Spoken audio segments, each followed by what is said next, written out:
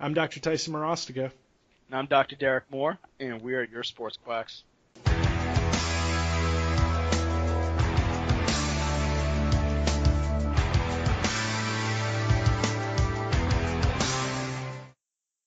Hey everybody, today we are going to be talking about soft tissue work and chiropractic care and how they relate to each other and why is it so important.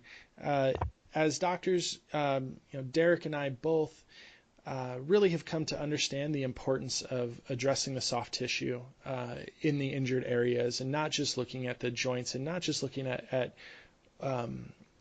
whether it's a facet injury or a disc injury or things like that. And we're looking at the overall movement in the area. Now, soft tissue techniques can, range from anything. I mean, there's so many different variations of how to treat soft tissue injuries. And today we want to kind of jump in and address some of these concerns. How do you address, or how do you take care of an injury, whether it's an acute state, chronic state? And as we go, hopefully we can be able to shed some light on different treatment protocols and different ways to go about addressing different injuries. Yeah, and one of the biggest things that we kind of run into is basically when to apply what type of modality, and we'll always get questions on like, hey, how do you treat X hip? How do you treat X condition? And for the most part, the most annoying answer is going to be like, it depends. So it's always going to be a matter of assessment.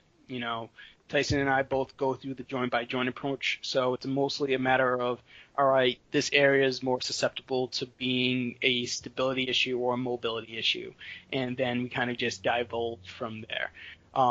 Primarily, I use I'm formally trained in active release technique, and I also use instrument-assisted stuff, so things similar to Graston.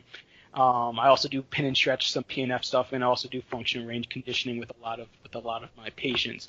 And it's all a matter of, also use McKenzie, but it's also a matter of when is each one appropriate and what are you trying to achieve there.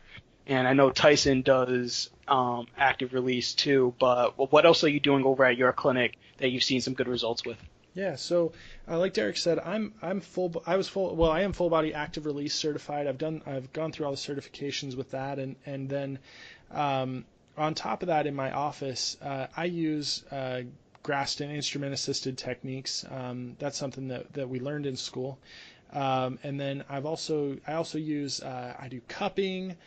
And then I do, manual massage therapy where I do trigger point type treatments. So for me, I got into actually. So let me go back actually. So let's talk a little bit. Let's talk about why we went into it, right? So let's back it down. So when I was in school, right, you go through the whole process, right, and you learn actually very little about. Sorry about that. I got my phone right next to the microphone. Of course. Yeah, right. Go figure. So, Good start. So here's the thing. You're sitting in school. You have one mandatory soft tissue class, and literally all they treat you. You go in like twice a week. You get 2 hours of basically trigger point therapy class, right? Right. And Yep. then you get it done, and you can clearly tell the instructor's really not that interested in it. And it's like, oh yeah, here's Travell trigger point book, memorize the patterns, learn where to push the button right, and that'll radiate pain, right? And then the school, whatever school you're on, they offer an elective, but it's whoever they're in bed with, right? So for us, NYCC, ConnectX goes hand in hand. Well, guess what? ConnectX is just a knockoff Graston that copied all the stuff that they do and called it their own. Sorry. Did they ever actually offer any other? I don't think they ever had anybody actually on campus. They never brought like ART. NMR was doing stuff at like at the Holiday Inn and stuff like that. Yes. Yeah. I don't think the school beside Nimmo. They provided Nimmo. That's just right. Another trigger point. It's a trigger point variation, right? It's essentially like doing like a cross friction kind of thing, not quite, but. Did you take Nimmo or no? No, I kind of heard about it. I wasn't interested, but like vaguely remember people doing it on me, right? So they took the class and they come over and they're doing it on me, and I'm like, oh, that's nice.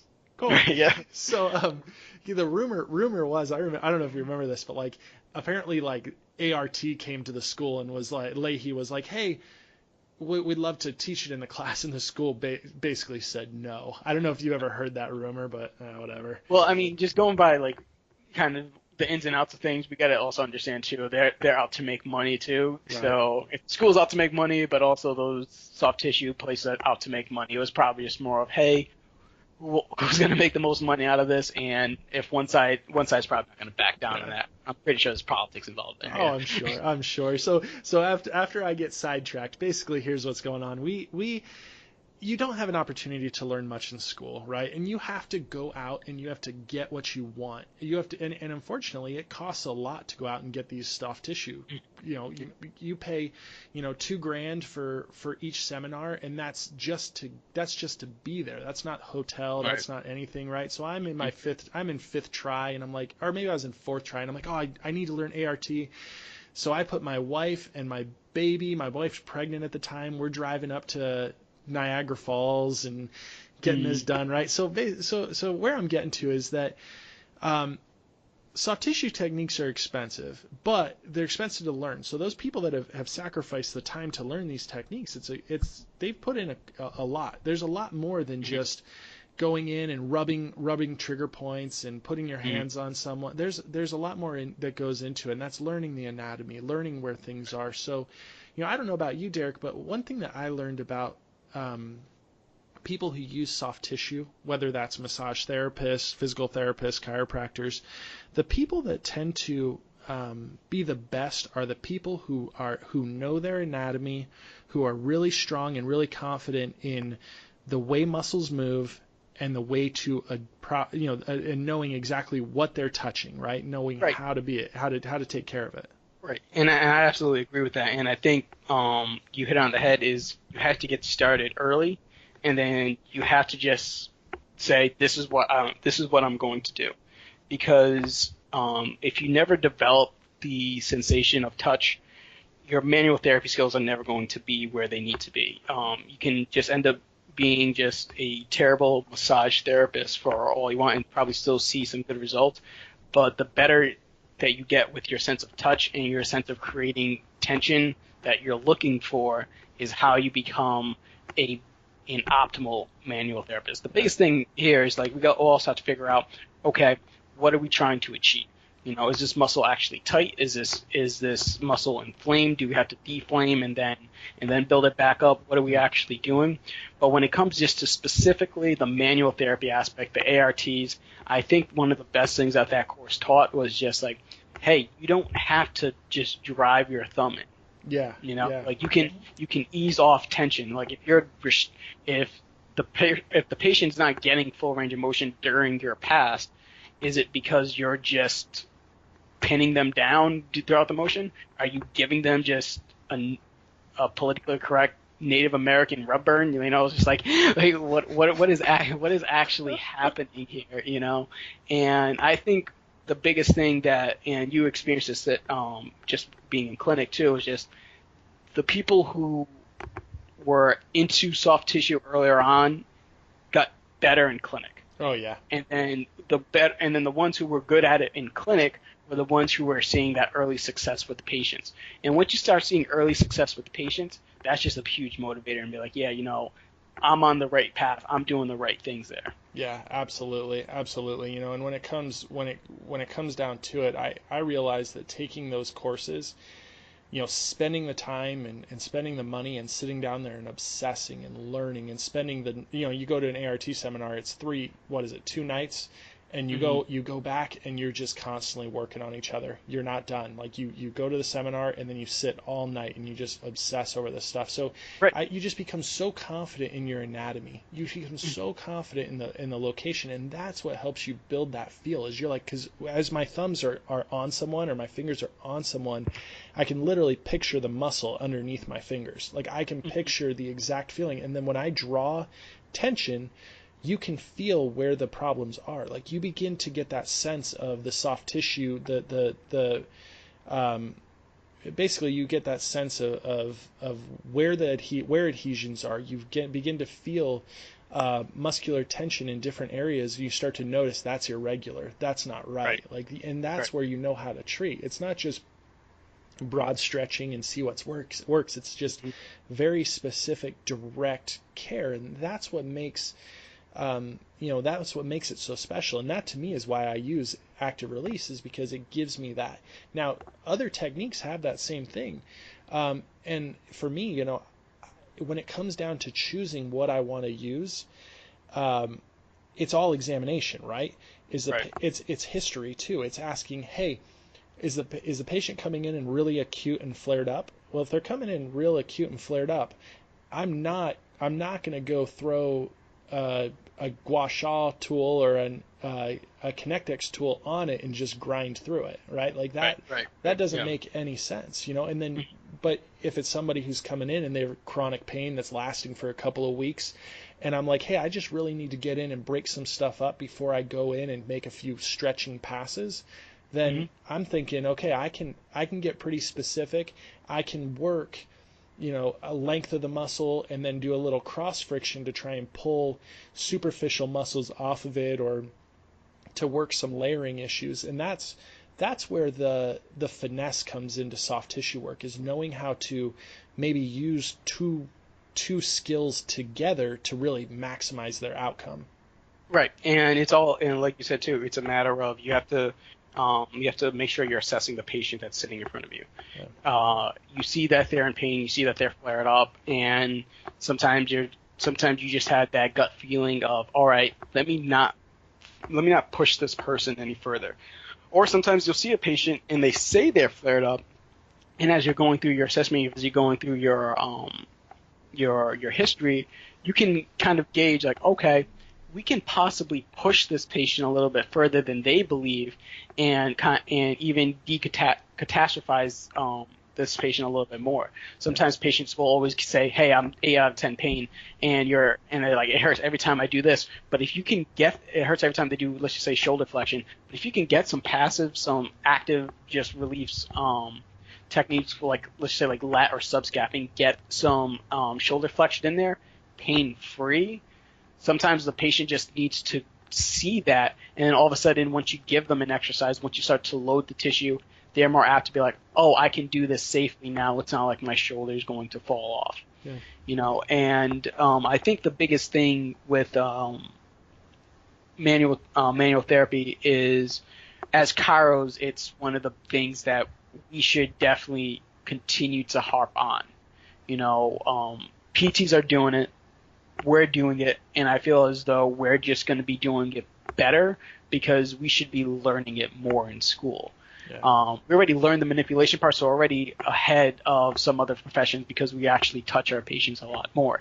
And now all you have to it just makes common sense of saying, hey, these joints attach to muscles, which attach through tendons. Like, everything is connected. Everything is not just separate entities. Why Right. not treat the entire region versus saying me me pushing on this joint is going to release all this tension through there. So that's our battle, right? That's the chiropractic model battle right there in itself. Because Right. I remember seeing a chiropractor when I was younger going, "Hey, if I adjust you here, it's going to make the muscles relax." But I Mm-hmm. always sat there and I'm like, "Wait, if the muscles control the joint, then why is it that if I manipulate the joint or free up the joint, the muscles are just going to relax? Isn't it the other way around? Doesn't if the muscles are flared up, don't they just control the motion in the joint?" To me, it makes a whole lot more sense to look at a person and say, okay, you've lost mobility in that joint.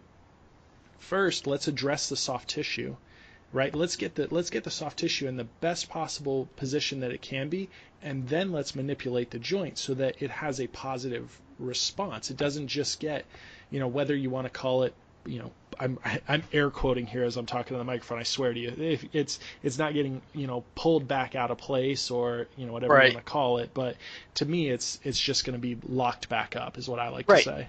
Well, like, the biggest thing for that too is you have to a lot of times it's that mechanoreceptor influence that we can get through the joint manipulation. Yep. So by overriding some of those nociceptive firings, that I would say, like, disc firings that are this aberrant firing of nociceptive issues going on from the pain, sometimes the adjustment can actually help. But then again, it's just like what we've been saying. It's a matter of did you work the soft tissue? No. Okay. Because sometimes I can, if I'm rushed, and this happened earlier on, especially while I was in clinic, I will set somebody up for an adjustment, primarily usually a lumbar adjustment, after just doing a few bad passes on flexion distraction, and you can immediately just sense the tension. Oh yeah. And it could be just one that you're a young doc, and they just don't trust you. But also too, it's just like, this isn't going to be a comfortable adjustment. Right. So even if the soft tissue, because evidence can show that like there's some type of like placebo effect with soft tissue that do like sham that helps, it doesn't really matter, because like if it makes the adjustment work a little bit easier, then it also helps with your treatment protocol. Yeah. So a lot of times I would just do soft tissue just to calm, even if it's sometimes if I know it's more of a joint issue and it's just like this pain is coming from the facet. Soft tissue just allows for me to make an easier joint manipulation. Absolutely. And it's easier for me and it's easier for the patient. So why not just spend the extra 5 minutes and just do the few passes? Yeah. And the more that you're just like, hey, I'm just going to do soft tissue anyway, it's not as the worst. In my opinion, the worst thing that you're doing is you're wasting time. That's the worst that's going to happen, is that you're literally wasting time. But if it helps the patient and you're not conflating about what you're actually doing, and you're not reliant that this is going to be their saving grace, then all you're doing is you're getting them more in a relaxed state to do your joint manipulation, and then you're going to load them appropriately afterwards. So what's the big? Well, I don't understand what a lot of docs are against it for. Right. People almost want to shy away, right? People want to shy away from, oh, I don't do soft tissue therapies because I have a massage therapist in my office, or, I don't want to do it because, I'm not getting paid for it, right? Right. Yeah. That's the big one here. So here's the thing, like, if you're not getting paid for it, well, guess what? Figure out why you're not getting paid. Like, figure out exactly why. Is it because the patients don't want to pay for it themselves? Is it because the insurances don't want to reimburse for it? Is it that you're dealing with Medicare? And then figure out how to correct that, whether it's ABN forms and, charging a little bit extra, or maybe that's your coding is wrong, something like that, or hey, maybe it's your style of practice. Correct it, because if you can make a better if you can properly affect, if you can give your patient a better outcome, a quicker outcome, you've built yourself a reputation of being a true professional. Right? Mm-hmm. You're better than the guys that you're competing with, essentially. Unfortunately, at chiropractors, we all act like we're best friends, but guess what? We do compete against each other. Absolutely. We do want to be better. I want to be better than the guy across the street from me. I want to provide a better care. I want to get people better faster. So, so I want to actually ask you something. So you talked about the placebo effect, right? And we do battle that, right? As a chiropractor now, especially when it comes to soft tissue work, right? So when you put your hands on someone, you literally do make someone feel better just by touching them. People get that sense of that closeness to their doctor. They feel they feel that they have a greater desire to be better when somebody has their hands on them, right? Mm-hmm. So let's talk about one thing. What basically where I'm going to is trigger point work, right? So we do trigger point work. You're pressing on something. You're firing pain. You're getting referral pain, right? So anybody who doesn't know what a trigger point is, let me explain quick. So a trigger point, when somebody says, "Hey, we're working trigger points," it's individual muscle fiber contractions. So the muscles are made up of individual fibers. Those fibers overlap when they're contracted. And they don't always let go. Sometimes they don't let go because they don't have basically aren't getting the proper nutrition. Sometimes they don't let go because they don't have enough energy to actually break those bonds. When those muscles overlap and they stay constricted, stay together, they constrict blood flow. That sets off a pain signal that actually refers to another area. So when we're talking about trigger points and referral patterns, that's essentially what we mean. Now, a lot of docs will sit and will press trigger points. And when you press a trigger point, it fires mechanoreceptors that block pain, as Derek talked about earlier. So let me ask you this: when you're talking about trigger point work, does it actually work? If you're pushing on trigger points, do you believe that actually eliminates pain? Who the hell knows? Like Right? honestly, it's for me when it's always fun because so I remember taking that soft tissue course, and I remember how much we had a younger doc, but he was caught up teaching somebody else's information. So I would always talk to him on the side, and I remember Doc, and he was just he knew more than what was actually being taught besides the trigger point. But it's always fun when you would talk to him and he would say like, yeah, this is the trigger point. We'll pick the easiest one for the trap, and you see that radiation of pain, that patented question mark thing. And I've always been the skeptic, but then you would actually press on a few trigger points, and it would send the same referral pattern. However, when I pressed it, it would help for some people, and it didn't for some people. Yep. So if I did ConnectX, Grassin, ISCM, whatever, it would help with some people, and it didn't help with other people. When I would needle, it would help with some, and it didn't help with others. When we do pass stretch, all I'm trying to say is everything works sometimes, and 80% of the time it works all the time. So it's just like Sex Panther. It's just like we really have no idea what's happening. But it's a matter of if you have more options for interventions, it's going to be better off for you. So if your only tool is I'm just going to press on this until this goes away, you're going to spend sometimes 5 minutes pressing on something that may not go away. And are you even eventually actually looking at the underlying issue?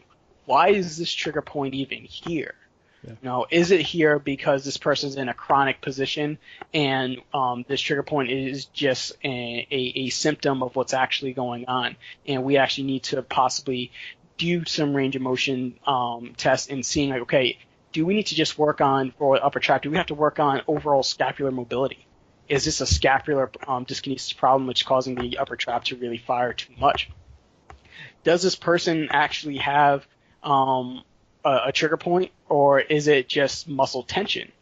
Does it take some other type of treatment to kind of go through there? But I mean, at the end of the day, the patient's in there most of the time to get rid of pain. So you address it in that area, but you still have to look broadly and say, why is this here? Let's not just focus on this trigger point, and let's kind of peel back the onion a little bit and see what happens. Yeah, you see, very rarely do I actually go in and I'm like, oh, I'm gonna push on this trigger point and see if it refers. Very rarely, because guess what? If you push on a trigger point, even if it's not inflamed, they're always common, right? Like when you have a set trigger point location, they're always sensitive to touch. But I will say, I do use referral patterns to lead my exam. Right? So to lead you back to somewhere, yeah. To somewhere, right? So if somebody says, "Oh, I have pain," I've got the question mark pain. I'm thinking levator scap trap. Like if I see someone who goes, "Okay, I have migraine type headaches that are right behind my eye," I'm going, "Okay, suboccipital. Let's look in that area." Right? Now, for me, I don't even use. So I use my my soft tissue techniques. I use ART passes to actually support my diagnosis. Now, I don't know if you do this also, but when I'm assessing someone, I don't just palpate. Like I don't just put my fingers and rub the muscle. I literally put a stretch into the muscle. I put a light pin and a light stretch into the muscle to find out specific locations. I want to find that, hey, if you have an upper trap area problem, is it actually the trap, or is it the posterior scalenes underneath it? Do I need to get underneath and dig a little more? So for me, I actually use those skills that I learned to help support my diagnosis and support my treatment. One thing I didn't mention earlier is I actually use I didn't want to leave this out because I want to get into it, but I Yeah, also use a Theragun in my office. yeah. So I bought a Theragun about 8 months ago, and it's been the greatest investment I've ever made into my practice. I swear to you, this thing is phenomenal, right?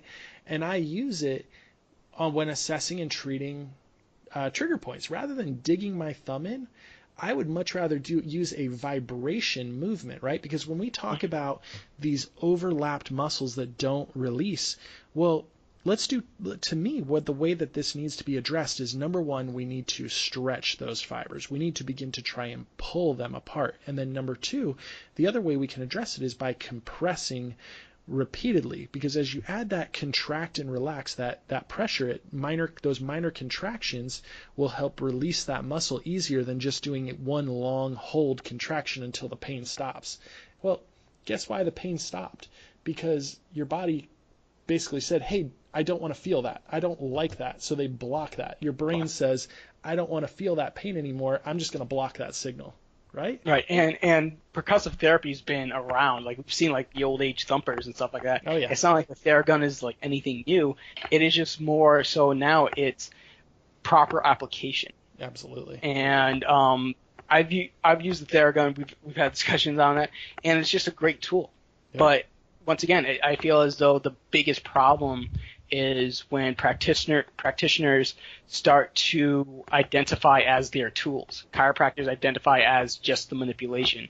PTs identify as just exercise. It's the application of different tools for different population groups that's going to make you the better practitioner. And for the fact of the day, the Journal of American Board and Family Medicine found that replacing primary visit with just one visit with a chiropractor for back pain could save Medicare $83 million every year. And that's because we touch our patients and because we take the time to do the soft tissue therapies that are necessary. And that's what's going to help, I think, in the long run for the profession as a whole. Now, have you figured out, so I have my own way of going after things, but Tice, have you figured out a way of when you like to use, is ART just usually like your first go-to, or do you have a way of just saying like, hey, I like using ART for X, but sometimes I like using Theragun for this. I like to go to just a pin and stretch or just a normal stretch. Do you have a way that you kind of figure that out yourself?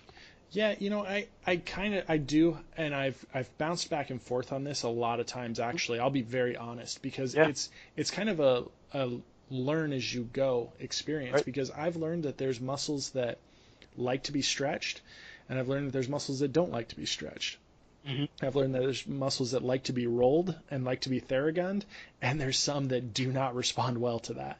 And that's the big thing. So for me, when I see someone coming in, a lot of it, number one, is dictated by what's going on, right? So if I see someone coming in and they're said, hey, I've been injured in the last week, and it was a sudden onset, it happened quickly, I'm usually going, okay, my first line of attack is going to be ART 100%. And the reason why is because I want a stretch early. When it's early on in injury, I never want to tell someone, hey, I want to add compression and aggressive massage type treatment. I'm always going, don't ice it, don't compress it. I want you to just stretch. I want you to stay warm, and I want you to stretch. And the reason why I say that is because I have seen better outcomes from muscular injuries when we start stretching early. Now, Mm-hmm. ART is my go-to with headaches. I love it. I love it with headaches. I love it with shoulder type injuries because there's so many different moving parts, right? So for me, when I look at like shoulder injuries, I'm assessing front of the shoulder, back of the shoulder, into the armpit, and for me, it allows me to break apart different muscle movements, being able to move the joint in different directions, create that improved range of motion. Now, when I get into a chronic issue that maybe flared up, it's a dull, achy pain, I'm sitting there going, okay, I'm going to Theragun it, or I'm going to use like a instrument-assisted soft tissue, Mm-hmm. because I don't, when it comes to chronic pain, the biggest thing is you've got to get that tissue to relax before you're going to dig your thumbs in there and try and move it. Right, because they're already hypersensitive. Exactly it. So you've got to get that to calm down. Right. And so like you said earlier, when it comes to the soft tissue technique, I guess for me the big thing is location. Number one, hey, where is it at, right? Because I'm not about to, I don't know if you do this, we haven't ever really talked about this, but if you're a doctor who's going to the suboccipitals and you're grinding on the suboccipitals with an instrument, I want to come over and smack you. That is, to me, is absolutely crazy. So you're telling me you're not theragunning the platysma and the frontalis? You're not doing that? You're not doing temporalis theragunning? You're not doing that at all? Exactly. All right. To each his own, I guess. I guess I'll mark that off and stop doing that. Yeah, let's cut that one out. Okay. So for me, it's location, right? Sensitive muscles deserve delicate treatment. They deserve, proper stretching. Right. Don't take care of the patient the way that you would want to take care of yourself, right? Right. And I guess one of the biggest differences in treatment between Tyson and I is I just tend to load patients a lot sooner than even most clinicians. After I took the McKenzie course while I was in clinic, everybody would just laugh because I just said yeah, they would ask me, hey, what do I do with this low back? I'm like, did you extend them? He's like, no. And I'm like, you probably just throw them in the extension, see what happens. But even now, that's kind of just what I do is I do a lot of movement therapy. It's, hey, what is decreasing your symptoms? What is centralizing your pain? Let's just keep doing that. And then I just add the soft tissue around it, and then I just continue to load them. And it's not that either one is the right way to do it. It's just more of that's the way that we've learned to, and that's the way that we've ended up seeing our success is by trial and error and figuring out what really kind of works for us. I think our biggest problem is we start becoming attached to ART or attached to McKenzie, and you become zealots for those versus still learning and saying, hey, this works sometimes. Let's try something else if it doesn't work.